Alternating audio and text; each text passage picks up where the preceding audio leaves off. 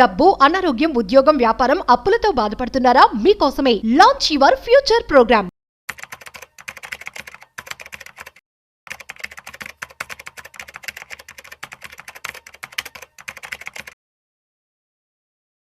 నమస్తే, welcome to Suman TV. నేను మీ Chakradhar. పిఎంఎస్లో risk ఎంత? ఇదండి, చాలామంది క్వశ్చన్ అడుగుతున్నారు. చాలామంది ఇప్పటికీ నాకు కాల్ చేస్తున్నారు. సార్, పిఎంఎస్లో ఎంతవరకు రిస్క్ ఉంటుంది?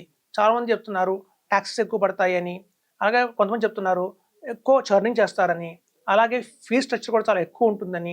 చూడండి, ఇది ఒక మిత్ అని చెప్తాను. ఎందుకంటే మనకి చూస్తే లాస్ట్ 20 ఇయర్స్, అంటే మనకి 2015 నుంచి 2025 తీసుకుంటే, ఈ టైం 10 ఇయర్స్ తీసుకుంటే మ్యూచువల్ ఫండ్స్ ఎంత పెరిగింది అంటే బయట మార్కెట్లో మ్యూచువల్ ఫండ్స్ ఎంతగా పెరిగాయి, అలాగే పిఎంఎస్ అండ్ ఏఎఫ్ ఎంతగా పెరిగాయని చూసుకుంటే మనకి చూడండి, మ్యూచువల్ ఫండ్స్ 100 ఉన్న మ్యూచువల్ ఫండ్ మార్కెట్ సైజు ఇప్పుడు 200% అయిందండి. అంటే జస్ట్ డబల్ అయింది. కానీ వేరాజ్ పిఎంఎస్ ఏఎఫ్ చూస్తే 100 ఉన్నది 1000 దాకా పెరిగిపోయింది. అంటే 10 టైమ్స్ పెరిగింది మార్కెట్ దాన్ని. అంటే ఎలా రెవల్యూషన్ వచ్చింది చూడండి పిఎంఎస్ అండ్ ఏఎఫ్లో, ఎస్పెషల్లీ నార్త్లో కావచ్చు, గుజరాత్ అటుపక్క చూస్తే మనకి బాంబే కావచ్చు, మహారాష్ట్ర సైడ్, ఢిల్లీ, మనకి కలకత్తా, ఇలాంటి అన్ని చోట్ల కూడా, మనకి చెన్నై కూడా ఈవెన్ బాగా పెరిగిందండి.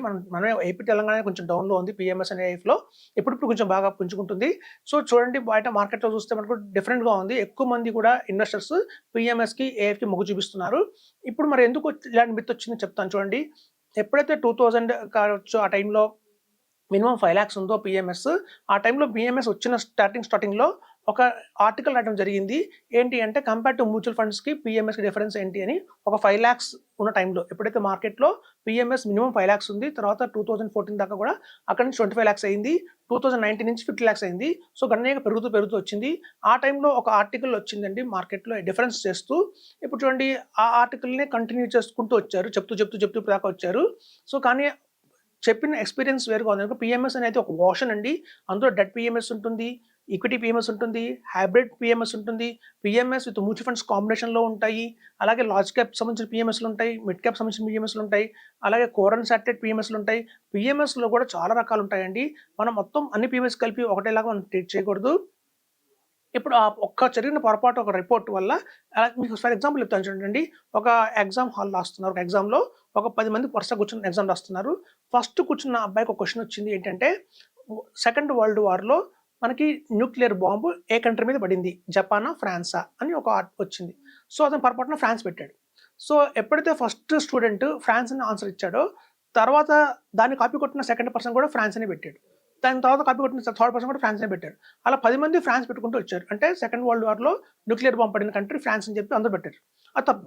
సో ఫస్ట్ పర్సన్ చేసిన తప్పుని అందరూ కాపీ కొట్టడం వల్ల జరిగిన ప్రమాదం ఇది. అలాగే ఫస్ట్ ఎవరైతే పిఎంఎస్ అనేది వచ్చిందో మార్కెట్లోకి, అప్పుడు కంపేర్ చేసినప్పుడు పిఎంఎస్లో ట్యాక్స్లు ఎక్కువ ఉంటాయి, పిఎంఎస్లో చర్నింగ్ ఎక్కువ ఉంటుంది, పిఎంఎస్లో ఫీజులు ఎక్కువ ఉంటాయి అని ఎప్పుడైతే అలా పెట్టారో, దాన్నే ప్రతి ఒక్క అడ్వైజర్ కావచ్చు, ప్రతి ఒక్క ఇన్వెస్టర్ కావచ్చు, దాన్నే వర్డింగ్స్ని రిపీట్ చేస్తూ అలా వచ్చారండి. ఇప్పటిదాకా కూడా అదే జరుగుతుంది. ఇవాళ కూడా పిఎంఎస్ అనగానే చర్నింగ్ ఎక్కువ ఉంటుంది అంటున్నారు. అలా అన్నింటిలోని చర్నింగ్ ఉండదండి. నీడ్ బేస్డ్ చర్నింగ్ ఉండే పిఎంఎస్ కూడా చాలా తక్కువ ఉంటాయి. అలాగే ఫీజు ఎక్కువ అంటారు, ఛార్జెస్ కూడా తక్కువ ఉంటాయండి. యాక్చువల్గా కంపేర్ చేస్తే ఏమవుతుందంటే, మీకు కొన్ని ఫిక్స్డ్ ఛార్జెస్ అని కొన్ని ఉంటాయి, వేరియబుల్ ఛార్జెస్ అని కొన్ని ఉంటాయి. వేరియబుల్ ఛార్జెస్లో మీకు స్టార్టింగ్లో మీకు వచ్చి 1% ఉంటుంది. తర్వాత మీకు ప్రాఫిట్ షేరింగ్ ఉంటుంది. వాళ్ళ ఫిక్స్డ్ కనుక మనం తీసుకుంటే ప్రాఫిట్ షేరింగ్ ఉండదు. 2.5% వన్ టైమే తీసుకుంటారు. ఇప్పుడు చూడండి, ఒక కంపెనీ ఏదైతే ఉందో, ఒక ఐసిఐసిఐ కావచ్చు, అలాగే ఒక ఎస్బీఐ కావచ్చు, లేకపోతే ఒక కొటక్ కావచ్చు, నిప్పాన్ కావచ్చు, మనం గమనిద్దామండి. ఇప్పుడు చూడండి, మ్యూచువల్ ఫండ్స్ వాళ్ళ దగ్గర ఉన్న ఒక్క ఫండ్లు తీసుకుంటే 10,000 కోట్లు ఉంటాయండి. ఒక్కొక్క ఫండ్లో 10,000 కోట్లు ఉంటాయి. అలాంటి ఫండ్స్ ఒక 20-30 ఉంటాయి ఈజీగా ఒక ఫండ్ హౌస్లో. వాళ్ళ కార్పస్ ఎక్కువ ఉంటుంది. ఇక్కడ గమనిస్తే మీరు ఒక కంపెనీ సైడ్ నుంచి చూద్దాం, ఆలోచించండి మీరు. ఒక ఏఎంసీ అంటే ఒక అసెట్ మేనేజ్మెంట్ కంపెనీ ఏదైతే ఉందో, దాని దగ్గర మ్యూచువల్ ఫండ్స్ ఉంది, పిఎంఎస్ ఉంది. మ్యూచువల్ ఫండ్స్లో వచ్చి మనకి ఏంటంటే 10,000 కోట్లు ఉంది, దాని మీద 1% ఛార్జ్ చేస్తున్నారు, అంటే దగ్గర 100 కోట్లు వచ్చింది. అదే కనుక పిఎంఎస్లో చూస్తే హార్డ్లీ 2,000 కోట్లే ఉంటుందండి. దాని మీద 2.5% వీళ్ళు ఛార్జ్ చేస్తున్నా, కంపెనీకి వచ్చిందంతా అంటే 50 కోట్లే వచ్చింది. ఇక్కడ చూడండి, వాల్యూమ్స్ ఎక్కువ ఉన్నాయి కాబట్టి మ్యూచువల్ ఫండ్స్లో మనకి 10,000 కోట్లు, 20,000 కోట్లు, 30,000 కోట్లు అలా వాల్యూమ్స్ ఎక్కువ ఉంటాయి కాబట్టి, దాని మీద 1% చేసినా కూడా అది కంపెనీకి కొన్ని వందల కోట్లలో లాభాలు వస్తాయండి. వందల కోట్లలో వాళ్ళు ఛార్జ్ చేస్తున్నారు. కానీ పిఎంఎస్లో ఉన్నది టికెట్ సైజ్ చాలా తక్కువ ఉంటుంది. హార్డ్లీ తిప్పి కొడితే 200,000 crores, 3,000 crores ఉంటాయి. కాబట్టి అట్లాంటి వాటి మీద మీరు 2.5% వేసినా కూడా 75 కోట్లే వస్తుంది. సో కంపెనీస్ పరంగా చూస్తే పిఎంఎస్లోనే ఎక్కువ లాభం వస్తుంది కాబట్టి వాళ్ళు యాడ్స్ కూడా ఎక్కువ ఇస్తారు. మనకి టీవీలో కావచ్చు, హోర్డింగ్స్ కావచ్చు, చాలా చాలా ఎక్కువ యాడ్స్ ప్రమోషన్స్‌కి సంబంధించిన వాళ్ళు ఖర్చు పెడతారు. అలాగే పీఎంఎస్‌లో ఎక్కువ అమౌంట్స్ రావండి. వాళ్ళకి వాల్యూమ్స్ తక్కువ ఉంటాయి కాబట్టి ఈవెన్ 2.5% చార్జ్ చేసినా కూడా వాళ్ళకి అది తక్కువగానే వస్తుంది. కాబట్టి మీకు ఇలా ఆలోచించండి. మీరు ఇన్వెస్టర్ పరంగా కాదు, ఒక కంపెనీ సైడ్ నుంచి ఆలోచించండి. వాళ్ళకి ఎక్కువ ఏది ప్రాఫిటబుల్‌గా ఉంది, ఏది ఎక్కువ వాల్యూమ్స్ ఎక్కువ వస్తున్నాయి అంటే చూస్తే మనకి పీఎంఎస్ కంటే కూడా మ్యూచువల్ ఫండ్స్ నుంచి వాళ్ళకి ఎక్కువ రిటర్న్స్ వస్తాయి. అలాగే మీరు చూస్తే ఏఎఫ్ ఉంది, ఆల్టర్నేట్ ఇన్వెస్ట్మెంట్ ఫండ్. అందులో యాక్చువల్‌గా 1000 మంది కంటే ఎక్కువ మంది క్లయింట్స్‌ని తీసుకోకూడదు. ఒక ఏఎఫ్‌లో 1000 మంది క్లయింట్స్ అయిపోయారంటే మళ్ళీ నెక్స్ట్ ఇంకో ఏఎఫ్ స్టార్ట్ చేయాలి. అందుకే మీకు చూస్తే ఏఎఫ్‌లో ఎప్పుడు కూడా సిరీస్ వస్తాయి. సిరీస్ 1, సిరీస్ 2, సిరీస్ 3, సిరీస్ 4 అని వస్తుంటుంది. సో, ఎందుకు వస్తుందంటే ఒక పర్టిక్యులర్ ఏఎఫ్‌లో 1000 క్లయింట్స్ రాగానే స్టాప్ చేస్తారు. మళ్ళీ కొత్త ఏఎఫ్ స్టార్ట్ చేస్తారు. సో, అక్కడ 1000 మంది 1000 క్రోర్స్ వేసినా కూడా ఈవెన్ 1 క్రోర్ వేసినా కూడా మనకి వాల్యూమ్ చూస్తే ఏఎఫ్‌లో 1000 క్రోర్సే ఉంటుందండి. దాని మీద 2.5% ఉంటుంది. సో, మీకు ఎక్కడ మ్యూచువల్ ఫండ్స్‌లో 10,000 కోట్లు, 15,000 కోట్లు ఉంటుంది. పీఎంఎస్‌లో చూస్తే 6,000, 5,000, 3,000 కోట్లే ఉంటుంది. ఏఎఫ్‌లో గని దారుణం 1000 క్రోర్సే ఉంటుంది. సో, వాళ్ళ సైడ్ నుంచి చూడండి, మీరు చూస్తే కంపెనీస్ తరఫు నుంచి వాళ్ళకి మ్యూచువల్ ఫండ్స్ ఎక్కువ వస్తుంది అమౌంట్. అందుకని ఆ డిఫరెన్స్ ఉందండి. ఇంకపోతే టాక్సేషన్ అంటారు. టాక్సేషన్ ఎప్పుడైనా ఈక్విటీ అనే మాట ఎక్కడైతే వచ్చిందో అది మ్యూచువల్ ఫండ్స్‌లో కావచ్చు, పీఎంఎస్‌లో కావచ్చు, ఎక్కడైనా సరే లాంగ్ టర్మ్ వచ్చేసి మనకేంటంటే 12.5%, షార్ట్ టర్మ్ 20% అండి. ఈ గ్యాపే ఉంది. సో, మనకు రిటర్న్స్ ఎక్కువ వచ్చినందువల్ల మనం ఎక్కువ టాక్స్ కడతాము. ఇప్పుడు చూడండి, ఒక చీఫ్ మేనేజర్ ఉన్నారు. ఆయనకి 10,00,000 జీతం వచ్చిందనుకోండి, 10,00,000 మీద టాక్స్ కడతాడు. అలాగే ఒక క్లర్క్ ఉన్నాడంటే బ్రాంచ్ మేనేజర్ అదే బ్యాంక్‌లో, అతనికి 3,00,000 జీతం వస్తుంది. 3,00,000 టాక్స్ కట్టొచ్చు, కట్టకపోవచ్చు. సో, మీకు ఎప్పుడైతే టాక్స్ అనేది ఎక్కడొస్తుందంటే మనకొచ్చిన ఆదాయం మీద వస్తుంది టాక్స్. ఇప్పుడు చూడండి, మీకు పీఎంఎస్‌లో 20% షార్ట్ టర్మ్ కాకుండా 30%, 40% షార్ట్ టర్మ్ పెట్టాము. అలాగే లాంగ్ టర్మ్ 12.5% కాదు. మేము 15%, 18%, 20% లాంగ్ టర్మ్ తీసుకుంటాం పీఎంఎస్‌లో అంటే అప్పుడు డిఫరెన్స్ వస్తుంది టాక్స్ పరంగా.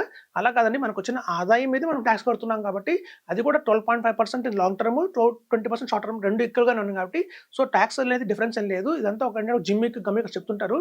భయపెట్టడానికి చెప్తారు. పీఎంఎస్‌లో వెళ్ళకూడదు, టాక్స్ ఎక్కువ పడుతుందని చెప్పడం తప్ప అలా ఏం లేదండి. అంతా బానే ఉంటుంది. ఇంకా చర్నింగ్ చూస్తే పీఎంఎస్‌లో కూడా బ్లూ చిప్ కేటగరీ ఏవైతే పీఎంఎస్‌లు ఉంటాయో churning only once in a year జరుగుతుందండి. ప్రతిసారి ఏం చర్నింగ్ మార్చరు. యాక్చువల్ చర్నింగ్ చేసేది ఎందుకు అంటే just because to enhance returns. మన రిటర్న్స్ పెరగాలి అంటే కంపల్సరీ చర్నింగ్ చేయాలి. ఇప్పుడు చూడండి, చాలామంది మ్యూచువల్ ఫండ్ హౌసెస్ తీసుకోండి మీరు. వాళ్ళ పోర్ట్‌ఫోలియో తీస్తే ఇప్పటికీ HDFC bank, ICICI bank, axis bank, Kotak bank, ITC, Reliance industries ఇవే ఉంటాయండి. సన్ ఫార్మా వాటి ఎంతగా సాచురేషన్ అయిపోయినాయంటే పెద్దగా రిటర్న్ రావట్లేదు. అయినా వాటిని కంటిన్యూ చేస్తుంటారు. టాటా మోటార్స్, మీకు ప్రతి ఒక్క పోర్ట్‌ఫోలియోలో ఉండేవి కామన్‌గా ఇవే. మన దగ్గర మ్యూచువల్ ఫండ్స్‌లో ఒక 75 స్టాక్స్ ఉన్నాయి అంటే ఫస్ట్ 25 స్టాక్స్ మీద పెద్ద రిటర్న్ ఏం రాదండి. అలాగే బాటమ్‌లో ఉన్న 25 స్టాక్స్ మీద రిటర్న్ ఏం రాదు. మనకి మ్యూచువల్ ఫండ్స్ రిటర్న్ వచ్చేది అంటే కొంచెం మిడిల్‌లో ఉన్న 25 స్టాక్స్ మీద రిటర్న్ వస్తుంది. అలాంటి క్వాలిటీ స్టాక్స్ మనం పీఎంఎస్‌లో తీసుకుంటారు కాబట్టి రిటర్న్స్ ఎక్కువ వస్తాయి. సో, అదండి మనకి చూడండి, బాగా అర్థం చేసుకోండి. ఇట్లాంటి టైంలో 80,000 టైంలో కనుక మీరు సెన్సెక్స్ ఎప్పుడైతే 80,000 ఉందో ఇట్లాంటి టైంలో మీరు పీఎంఎస్‌లో ఎంటర్ కాకపోతే భారీగా నష్టపోతాం మనం. ఎప్పుడైతే ఫ్యూచర్‌లో 1,60,000, 1,20,000, 2,00,000 కూడా వెళ్తుంది సెన్సెక్స్ మనకి రాబోయే రోజుల్లో బై 2035 చెప్తున్నారు గట్టిగా. సో, అట్లాంటి టైంలో కనుక మనం పీఎంఎస్‌లోకి ఎంటర్ అయితే ఆల్రెడీ టీమ్ అంతా పోగొట్టుకున్న వాళ్ళం అవుతామండి. కాబట్టి ఇది the right time to invest in the PMS అని చెప్తున్నాను. మన దగ్గర 50,00,000 అండ్ అబోవ్ ఉన్నాయంటే మాత్రం కళ్ళు మూసుకొని పీఎంఎస్‌కి వెళ్ళిపోండి. పీఎంఎస్‌లో చాలా ఆప్షన్స్ ఉన్నాయి. ఒక మంచి అడ్వైజర్‌ని సంప్రదించండి. చాలా ఆప్షన్స్ తెలుసుకోండి. రిస్క్ తక్కువ, ఎక్స్‌పెన్స్ రేషియో తక్కువ, టాక్సేషన్ తక్కువ. అలాంటి పీఎంఎస్‌లు కూడా మన దగ్గర చాలా ఉన్నాయి. ఎప్పుడైతే కంపేర్ చేసుకుంటే కనుక ఒక మంచి మ్యూచువల్ ఫండ్, ఒక మంచి పీఎంఎస్ మీకు డిఫరెన్స్ తెలుస్తుంది. మన ఆఫీస్ కూకట్పల్లిలో ఉంటుంది. మీకు వస్తే క్లియర్‌గా కూడా మ్యూచువల్ ఫండ్స్‌కి, పీఎంఎస్‌కి డిఫరెన్స్ ఏంటనేది చూపించొచ్చు మనం. సో, అదండి. అర్థం చేసుకోండి, ఇన్వెస్ట్‌మెంట్ చేయండి, లాభాలు పొందండి అని చెప్తున్నాను. Thank you.